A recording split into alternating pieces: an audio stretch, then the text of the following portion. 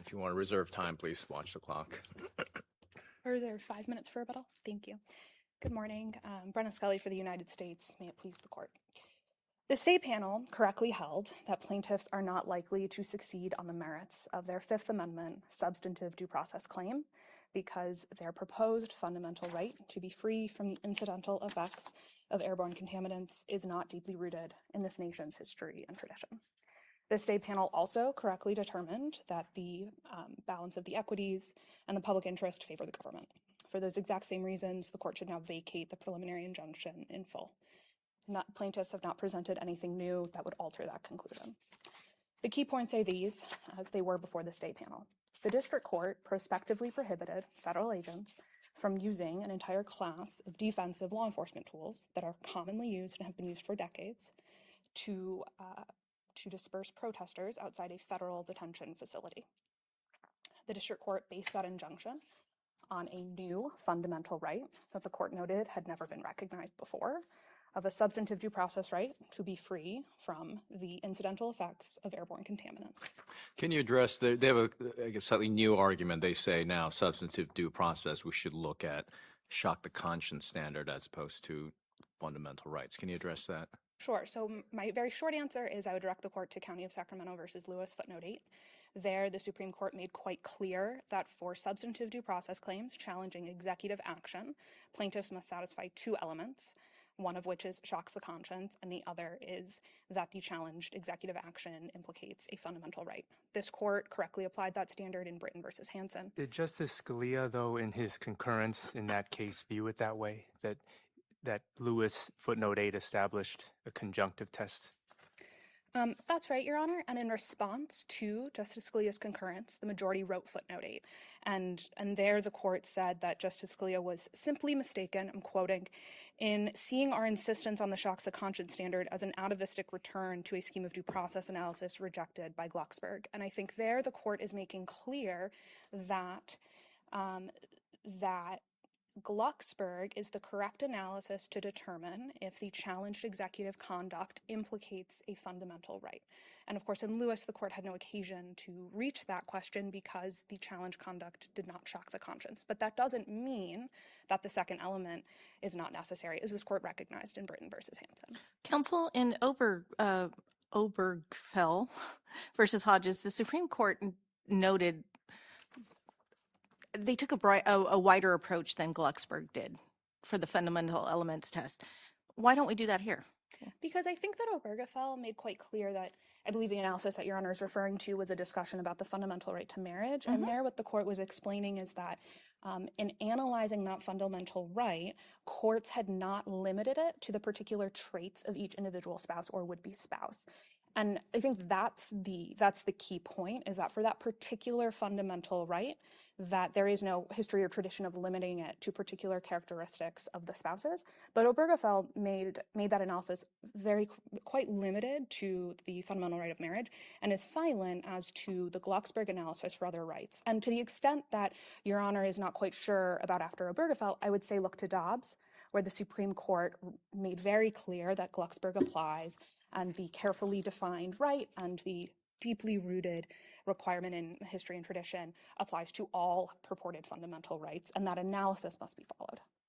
Well, what do we talk about? Like, what do we do with cases like Riggins, where they talked about the injection of unwanted chemicals into the body? That's not allowed, right? I mean, I find that it's not quite as tight of an argument as you're making. The Supreme Court has said we have a right to bodily integrity. I walk me through why these other cases don't support that. So I think that when this abstract concept of bodily integrity doesn't actually get us very far. And when we look at cases like Riggins, and I would direct the court to the Supreme Court's discussion in Glucksberg about Riggins, and that what's really happening there is there's a much more narrowly defined right to be free from unwanted medical procedures, stomach pumping in that case. And how Glucksberg describes it is that the carefully defined nature of that right, which was the right to be free from forcible stomach pumping, which the court analogized to non-consensual medical treatment, that is deeply rooted in Anglo-American common law. And so that right is a fundamental right recognized under the Substantive Due Process Clause. And the reason that Riggins doesn't really help us here is because we have to carefully define the right in this case. And so abstracting to a general concept like bodily integrity just doesn't actually get us very far in the substantive due process analysis. And to really underscore that point, I would direct the court to Raich versus Gonzalez, this court's holding, where the plaintiff said that she had a fundamental right of bodily integrity, and the court said, well, the key point that plaintiff was advancing was a right to use marijuana to protect the right to bodily integrity. And so again, we see the court clarifying whatever the proposed right is with respect to the particular factual allegations brought by the plaintiff. And I think that the court needs to do that here and carefully define the right, and then, as a stay panel correctly held, base that careful definition in a history and tradition analysis. Counsel, what do we do about language in our court's precedents that seem to treat the shocks to conscience test as its own element? So your friend on the other side cites several cases to that effect. What do we make of that? So I would direct the court to pages 21 and 22 of our reply brief where we go through those cases, but I'm happy to explain them further here. So let's start with Regino versus Staley. So first of all, that's not an executive action case. There, the plaintiff was raising an as-applied and facial challenges to a school policy. And so that's actually a completely different set of substantive due process claims, as plaintiff counsel point out. There's the sort of legislative enactment, which we get strict scrutiny, a rational basis review, and then there's executive action. So Regino versus Staley didn't actually have to apply the shocks to conscience test because of the nature of the claim. But that's that case aside. As we explain in our brief, in some of the cases that plaintiffs cite for sort of a one-line proposition, what the court actually did in those cases, some of them was say, there's no fundamental right, and did not actually consider shocks to conscience. And then we've sort of bucketed a third category of cases where it appears that plaintiffs did allege a fundamental right. So just for example, was a loss of familial relationship would be one. And the court focused on substantive due process. From our read of the cases, it doesn't really appear that the fundamental right allegations were disputed. And so really the point as to those cases is they don't really provide much help in this area. And so when you have Lewis footnote 8, which quite clearly directs courts, as this court applied in Britton versus Hansen, to do a two-part analysis, those cases don't really move the needle away from those key precedents. Are you just trying to distinguish them, or saying they don't establish a disjunctive test, shock the conscience, fundamental rights? Or are you saying they might, but, even though we typically have to follow our own precedent, you have Lewis footnote 8, Supreme Court, and we have to follow the Supreme Court? I guess what I'm saying, Your Honor, is both. The first point you made is our primary argument, that this court has not recognized a disjunctive, has not ever applied, I guess would be our argument, on the disjunctive test. My second argument is to the extent that the court is uncomfortable with that position, our second argument is that this court has never made clear that there is a disjunctive test. And when we compare that with Britton, which says it's a two-element test, and when we compare that with Lewis, those precedents should control, given the lack of clarity in the cases cited by plaintiff's counsel. Do you win under either standard? Yes, Your Honor. Tell me why you win under shocks to conscience. So shocks to conscience, as we explain in our brief, is measured by two different standards depending on the nature of the allegations. And so plaintiffs have advanced deliberate indifference test. The government obviously has advanced the purpose to harm test. And the district court and plaintiffs before this court have focused on whether there was literally enough time to deliberate. And that's just not the right test for determining which standard applies. I would direct the court to Whitley versus Albert, and again to Lewis, where the court said, we're not really looking at whether or not there was literally time or how much time, and we're not going to measure a constitutional standard in terms of minutes. The real test is whether the government was required to balance competing public safety interests. And to really illustrate why purpose to harm is the right standard, I'd like to focus on how plaintiffs have conceived of deliberate indifference.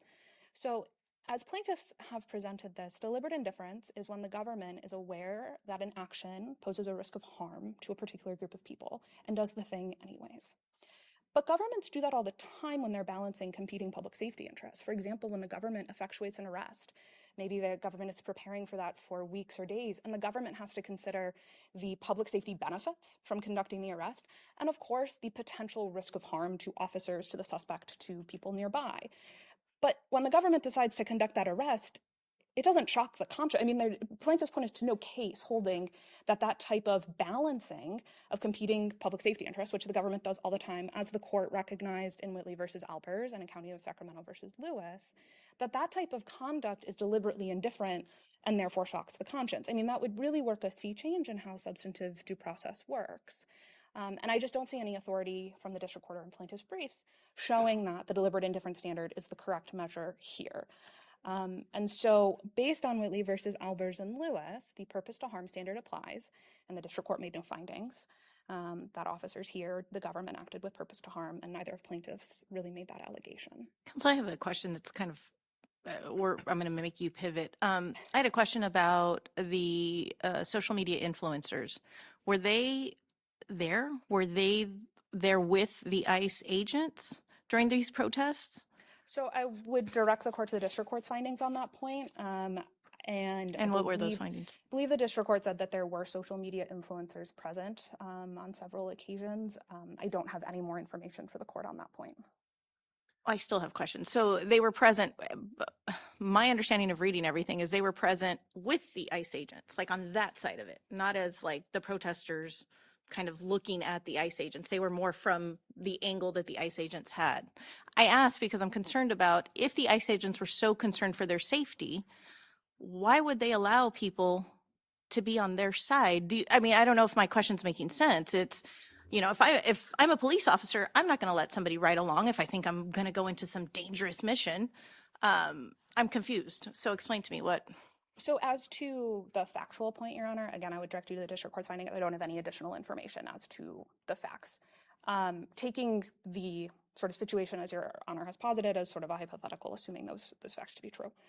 What I would say about that situation is, one, that the preliminary injunction doesn't just prohibit the use of chemical irritants in those circumstances, it prohibits them much broader. So at the very basis, the injunction is still improper and should be vacated.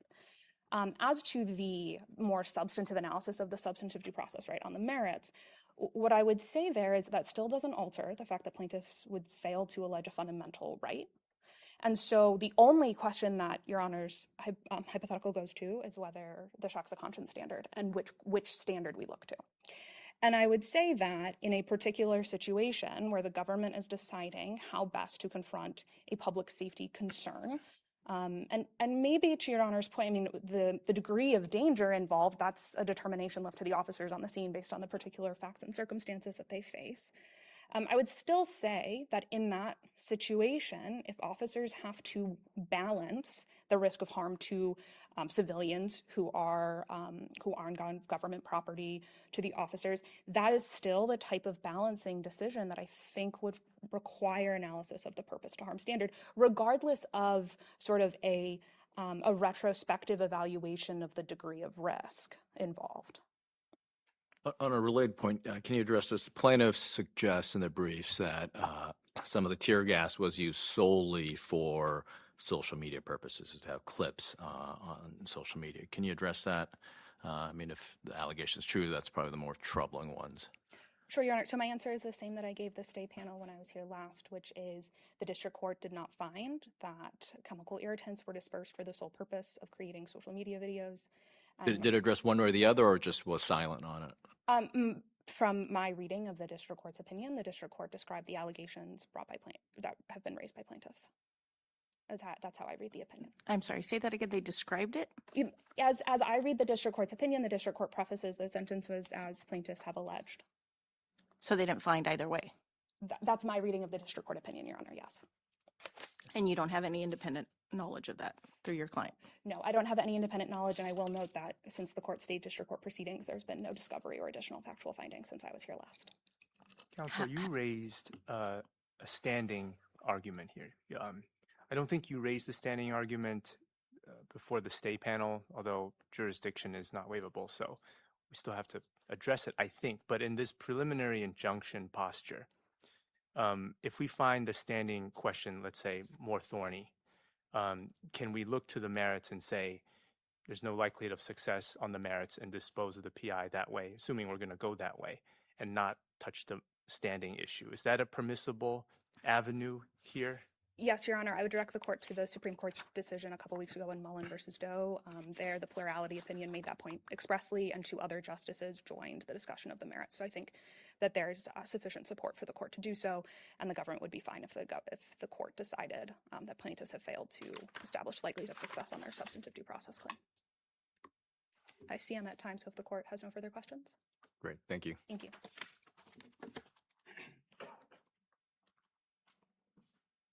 Good morning, Your Honors. Stephen Worth for the plaintiffs. May it please the court. The Fifth Amendment constrains the executive branch from engaging in conscience-shocking conduct. That's what's at stake here. The government has knowingly and repeatedly caused toxic chemicals to enter the bodies and homes of innocent people, causing them irreparable and life-altering harms. Counsel, let me interrupt you and just jump right in. What standards should we look to? Do we need to have both the fundamental and the shocks to conscience, or is it just one? And if it's both, do you win under both? So the standard is set forth in Lewis. Lewis makes very clear that in cases involving executive conduct, that the shocks to conscience standard is what applies. And that's what the whole dispute between Justice Scalia and the majority was about. So yes, the standard is shocks to conscience. The fundamental rights test is a separate test. It's a test for discovering new, as yet undefined fundamental rights. This case is not about a new, undefined fundamental right. It is a shocks to conscience test. That said, we've set out very clearly in our papers that we can survive under both tests. So that's partly because in Glucksberg itself, the Supreme Court recognized the right to bodily integrity as one of the very few pre-existing rights, fundamental rights under the Fifth Amendment. So I would say that both exist, and this court expressly held in Regino, and I do want to make this very clear. Ms. Scully said that I believe she said that this court has never applied the 2 tests, but I will point the court to footnote 5, which says unmistakably that there are 2 tests, and it lays it out in the disjunctive, and it says that they are different, and it makes clear that the court was applying only the fundamental rights Counsel, test. but how do you explain Brittain versus Hansen, which says it is not enough to allege conscience-shocking action? That's right. Britain must show both a deprivation of her liberty and conscience-shocking behavior by the government. Absolutely, Judge Sung, and I completely adopt that standard. The deprivation of liberty is required, and we've shown a deprivation of liberty. That's required under the Fifth Amendment, which protects deprivations of life, liberty, and property. But that's different from a fundamental right style analysis that's set out in Glucksberg. And I think if you read the Brittain opinion, that shows exactly how this is supposed to work. You have to identify a liberty interest, which we have, the liberty interest in bodily integrity, and then you do a conscience-shocking analysis. I think the difference is, and this is what is not present in Britain, is Glucksberg goes into a deep analysis of history and tradition and the legal tradition, et cetera. It goes back to the common law. There's nothing like that in Britain. I think that's really telling because Britain is a shocks to conscience test. And I think beyond Britain, we also have, again, Regino says this very clearly, but we also have decades of application in case after case after case post-Glucksberg, in which this court has gone through a shocks to conscience analysis, and it has never required on top of that a Glucksberg fundamental rights analysis. So I'd point the court to a state of Sokai against Abdelaziz. I'd point the court to Vasquez. Vasquez was sexual harassment. There was no analysis of whether there's a fundamental right not to be sexually harassed by a prison guard. If there's no analysis, doesn't that mean they didn't address it? Whether or not whether we should apply a fundamental rights analysis per Glucksberg? Well, certainly they didn't address it, and I agree they didn't address it, but that's because it's not required, because there are 2 tests, because that's what Lewis says, that's what Regino says. There's just no question that the test is shocks to conscience. And so the fact that it wasn't addressed is the evidence that we have that it is not a mandatory requirement. So, I pointed the court to Abdelaziz, to Vasquez. I'd also point the court to Nicholson. I think this is a critical case, in part because it also was a deliberate indifference case. It involved It is very similar. I'm sorry. It is a case where a bystander was injured by a police shooting. The court didn't apply the intent to harm standard. It applied a deliberate indifference standard.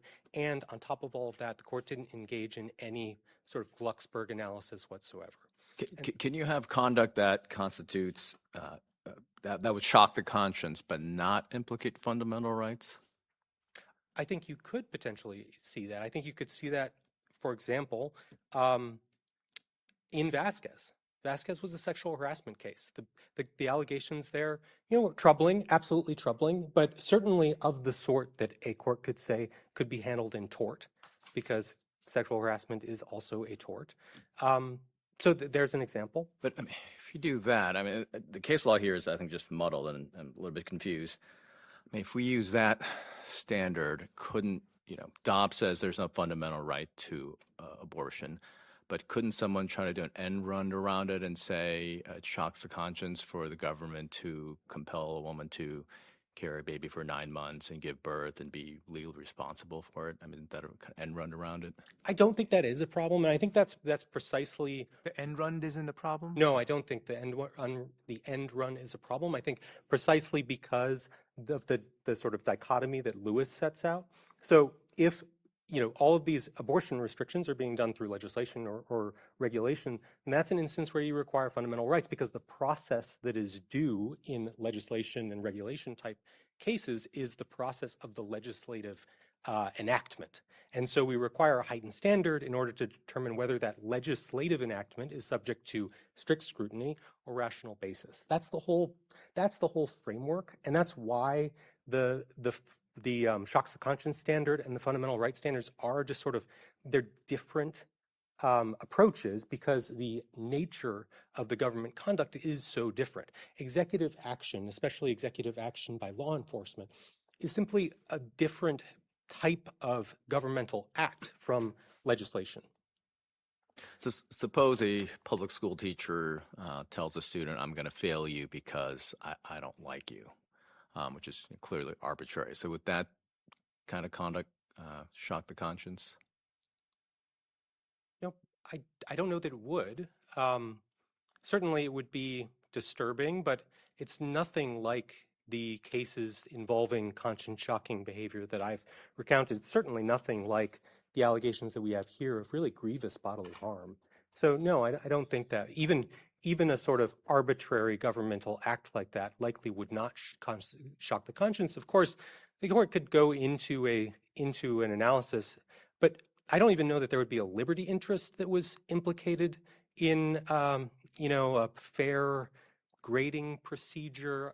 Again, I think this is just it's so different from the conscience-shocking behavior that we see in all of these cases. I don't think it would cross that low bar. Counsel, is it your position that any use of tear gas shocks the conscience? No, absolutely not. So how much is too much? When does it become shocking the conscience? So I think that the district court's analysis here is very useful. The district court saw all the evidence of what was going on here on the scene, reviewed the policies, reviewed all the statements from law enforcement officers, reviewed all the video evidence, reviewed all the testimony, and the court found that that in these circumstances it is conscience shocking for the government to deploy massive quantities of tear gas that is likely to invade the homes and bodies of plaintiffs who are immediately next door. You don't need a massive amount in order for something to waft over, potentially, right? It depends on several environmental factors. Massive is an ambiguous term. Is there a way to quantify that, and likelihood of the gas going over there doesn't necessarily depend on the amounts per se? So what the court said is it spoke in terms of likelihood, and the court also noted that the government is well aware of how these substances work and is able to modify its conduct in order to achieve law enforcement aims while not invading the homes and bodies of plaintiffs. And the district court made comprehensive findings about the nature of these substances and the nature of the government's knowledge about how they act. And so imposing a likelihood requirement on the government is totally reasonable under those circumstances on this factual record. Under the the conscience standard, the government says we should apply a purpose to harm standard, and you argue it should be deliberate indifference. Can you elaborate further on why you think we should apply a deliberate indifference standard here? Absolutely. I think there's several things to say. First, I want to mention sort of the government's proposed standard about balancing harms is simply not a standard that this court has ever adopted. And I would in particular point the court to the Nicholson case, which is, again, it was a fast-moving incident where a police officer believed that he saw a person with a gun, thought that there was danger, obviously, because a gun was involved, chased after the suspects and ended up shooting two people, one person who was carrying I think it was a toy gun, and another person who was nearby. And there, this court applied a deliberate indifference standard. And so I think that's sort of a perfect example. But here, I think there's a variety of facts that are relevant to why the deliberate indifference standard applies. One is the overwhelming amount of knowledge here that the defendants were aware that their conduct was causing really extreme harms. Two is that they had other methods to sort of mitigate. They have other crowd control devices. They could engage in different tactics. They didn't do that. They continued to engage in just massive quantities of tear gas right outside of a residential area. They knew that these gases in particular were really harmful. They received training on just how harmful they are, and they had direct knowledge about the real harms to our plaintiffs in the form of the declarations that were already in the record when they engaged in much of this conduct. Again, much of the conduct that we're challenging here occurred after we filed our lawsuit, after we filed our motion for a preliminary injunction. We're talking about numerous occasions over the course of, I believe it was 8 days, 10 different huge gassing events over 8 days. And in particular, I'd point the court to all of the exhibits that we put in the record, the video evidence. We cited in our brief, but in particular, I hope that the court will actually view exhibits 1 and 2 and 18 and 19 and 44 through 47 and 49 and 54 through 57. All of these videos show just the huge amounts of gas that were being used. The district court had all of this evidence in front of it, and it was right to conclude that on that evidence, this was a degree of deliberate indifference. I think But the context here is if there's nobody in the streets and they were just, deploying tear gas, it'd be one thing. But here we also have a record of massive protests over a course of a year, over 150 protests, violations of law, projectiles being thrown. So you have to take that into context and with the government's response. Absolutely, but I would say that so much of the government's justification here was the protection of federal property from vandalism. And balanced against the types of harms that are in this record, I just don't think that the comparison is even remotely appropriate. The government can do all manner of things to protect government property. It can put up barriers. It can arrest people.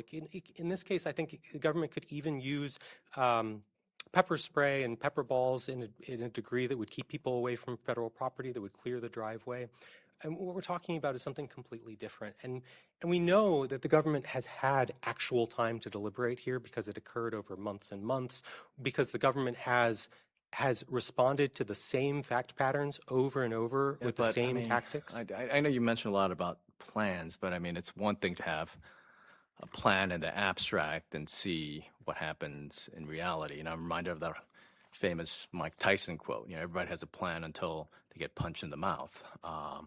Provocative, maybe crass quote, but a little bit, they do have plans, but when mass unrest occurs, it's kind of a different situation. And should we be second guessing what law enforcement does in that type of situation? I think on the evidence here, absolutely, it was appropriate for the government, for the court to enjoin this type of conduct. Again, we're talking about recurring incidents where a protester steps a foot over a line, or is blocking a driveway, or where there's an attempt to leave or enter the ICE facility. We're not talking about extremely dangerous circumstances, certainly not in every case. And the court was right to find that on numerous occasions, corroborated by video, the government deployed massive amounts of tear gas in response to zero threat whatsoever. There's video of ICE officers leaving the facility, walking into a crowd of protesters, and immediately deploying huge amounts of tear gas for no reason.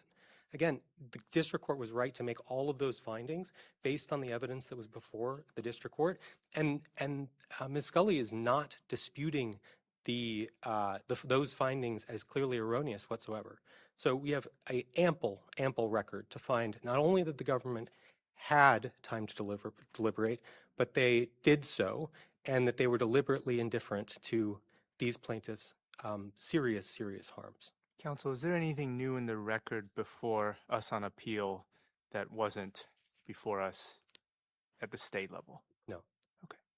So the only thing different is not factual, but potentially this legal argument that the test is disjunctive and not conjunctive. So I wouldn't describe that as new. I think from the very beginning of this case and throughout, the way that we've framed it is and you can sort of trace this through our briefing, is that plaintiffs need to identify a liberty interest, which we have, and conduct that shocks the conscience. That's been our framing from the beginning. We've resisted the Glucksberg history and tradition analysis from day one. We've never adopted it as our own framework for the this district case. court applied the Glucksberg test, though, It right? did. The in district court determining whether there was a liberty interest. That's right. The district court agreed with the government's framing to some degree, and still ruled against the government. And again, we Did in you the object alternative. to that framing, though, in district court? I'm sorry, Your Honor. Did you object to the government's framing and the district court's acceptance of that framing in district court? We didn't object in the sense that, I guess what I would say is that we framed it differently and we insisted on a different framing. We resisted the government's Glucksberg analysis from the beginning. We did in the alternative, as we have argued in the alternative here, say that this is the right to bodily integrity here is well established, that we can trace our particular plaintiff's right to bodily integrity to cases like Riggins, which wasn't a stomach pumping case. That's the case with, I believe it was injection of chemicals into the body that the court found was a violation of, the Supreme Court found was a violation of the right to bodily integrity. Again, that's how we frame things, as two different approaches, and I do think that we do win under both. Counsel, I have a bit of trouble with your reading of Lewis, and let's focus on that footnote. I'd be happy The to. notorious footnote 8. Here it says the case presents an issue antecedent to any question about the need for historical examples of enforcing a liberty interest. Then it says, in a due process challenge to executive action, the threshold question is whether the behavior of the governmental officer is so egregious. Only if the necessary condition of egregious behavior were satisfied would there be a possibility of recognizing a substantive due process right to be free of such executive action. And only then might there be a debate about the sufficiency of historical examples. And again, it says, in an executive action case, no such issue can arise if the conduct does not reach the degree of the egregious. So the words antecedent, threshold, the phrase only if necessary, seems to very clearly set up a conjunctive test that you need both. I'm having trouble with your opposing view here. Can you explain that? Absolutely. So I do think that there is a sort of plausible reading here that Lewis at least left open that question, but certainly it doesn't set it up as a conjunctive test. And again, the whole dispute with Justice Scalia really doesn't make sense at all if this is a conjunctive test. I think in particular, though, you can see right in the footnote itself, one, it describes Glucksberg as being a test about state legislation. That's in the second paragraph of the footnote. And I think in particular, then the court goes on to say, well, it might give rise to a question about historical precedents. It may then be possible to look at history in order to determine whether a right is established. But since that time, and I think this is critical, since that time, the Supreme Court's never applied Lewis's footnote to establish a conjunctive test that requires both conscious shocking behavior and a new rights analysis under Glucksberg. And since that time, this court has never applied the tests in the conjunctive. And since that time, just last year in Regino, this court said in the footnote very clearly there's two disjunctive tests. This court, of course, is bound by other three-judge panels' descriptions and of the legal standard at issue. So I think that really is sort of case closed. But if there were any question at all, I would commend to Your Honors Judge Timkovich's description of how this all works together. I think his analysis is really sensitive and correct. There was another 10th Circuit judge at the time, then Judge Gorsuch, who said that this executive action test actually is more difficult to satisfy than just a challenge to legislative action, I'm which not suggests a conjunctive test. I don't think that that does suggest a conjunctive test. I think that that actually does recognize that the standard for conscience-shocking action is quite high, right? There's no question that to shock the conscience, I mean, that is one of the highest standards in the law, but it is a functionally different analysis than establishing a new right under Glucksberg. And I think that makes sense in particular because executive action can take many forms that are unprecedented and unknown and can give rise to harms that had not yet been suffered. And so that can still shock the conscience, which is a very high standard, even if there isn't for a very narrowly defined right in the Glucksberg sense that could be established under law for determining whether strict scrutiny or rational basis should apply. One last question, counsel. I know shocks of conscience is used in the case law, as you point out in your briefing and here, but how do we prevent this test from being used as a means of judicial policymaking, of freewheeling judicial policymaking that our substantive due process precedents have cautioned against? Absolutely, Judge Tung. And I think this also goes to something that you wrote in the stay opinion, which concerned making the Constitution into a font of tort law or into a NIMBY charter. I don't think that that is a problem here, or that there's a problem of judicial policymaking, because conscience-shocking behavior here is really an extremely high standard, and so it does prevent.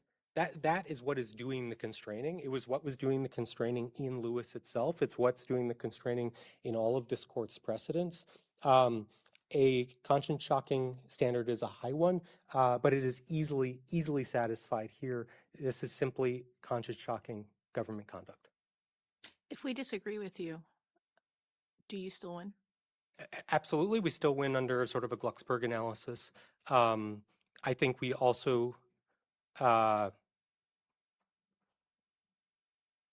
I think ultimately the court does need to address whether, in order for us to prevail, the court does need to address whether there's been a Fifth Amendment substantive due process violation, which does go through the conscience-shocking framework. So I think that is necessary. Counsel, if we disagree with you on the likelihood of success prong of the winter test, do we need to address the equitable factors, or do you lose on prong one? You do need to address all of the factors.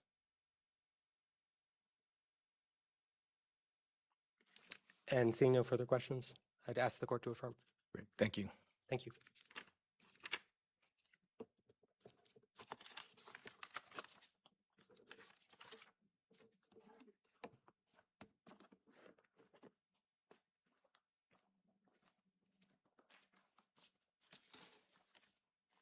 Counsel, can I pick up where I ended with your friend on the other side? If we find for the government on prong one of the winter test, do we even need to address the other equitable factors? I think the court does, and as the state panel correctly determined, the balance of equities and the public interest favor the government. So I don't think that. I really think the focus of this case is the merits. I would direct the court to our briefing on those other factors. I do on the merits. I think we should take a step back. As the court has pointed out, this area of case law is a muddle. And I think we take a step back and start with Dobbs, the Supreme Court's most recent merits opinion on substantive due process. And Dobbs makes clear that substantive due process is interpreting the word liberty in the Fifth Amendment. And the word liberty has to be defined by Glucksberg's fundamental rights analysis. Otherwise, this sort of non-fundamental liberty interest that plaintiffs posit, that's more of like a procedural due process liberty interest. I would direct the court to page 967 of the Regino opinion, where the court explained that substantive due process deals with questions of fundamental rights, and procedural due process deals with still liberty interests, but liberty interests that can be defined by state law, not just fundamental rights. And really what plaintiff's position comes down to in this case is A very expansive reading of an abstract concept of bodily integrity that looks a lot like battery, like when the government physically injures somebody. And plaintiff's conception of deliberate indifference is when the government is aware that an action may pose a risk of injury to a group of people. That's a tort claim. That's a mens rea of recklessness or knowing and physical harm. And the Supreme Court has made quite clear that tort claims are not substantive due process violations. And so as we sort of get lost in this muddle of does Britain control, does Regino control, we obviously agree with the reading of Lewis footnote 8 that says it's a two-part test. But like I think that there is just a more fundamental issue in this case, which is what does like the word liberty mean, and does it mean any sort of harm taken when the government, I mean, the hypothetical I gave to the court when I was up here last about the government making lots of decisions that risk harm to people, but the government determines that the public safety benefit outweighs that risk. And does every time that decision happens implicate substantive due process?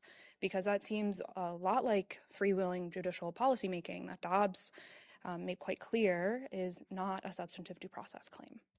Counsel, let me ask you a question that is based on an argument that opposing counsel made, which is that the liberty interest, when we evaluate what the liberty interest is in executive action cases, looks different from the liberty interest analysis when we're looking to legislative action.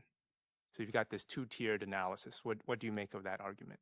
I don't see any authority for that proposition. Again, I would direct the court to page 967 of Virgino, where the court explained that substantive due process claims, and I don't see any basis for, on this particular point, distinguishing between executive action and legislative enactment cases, but substantive due process looks at fundamental rights. Procedural due process looks at liberty interests at a broader level.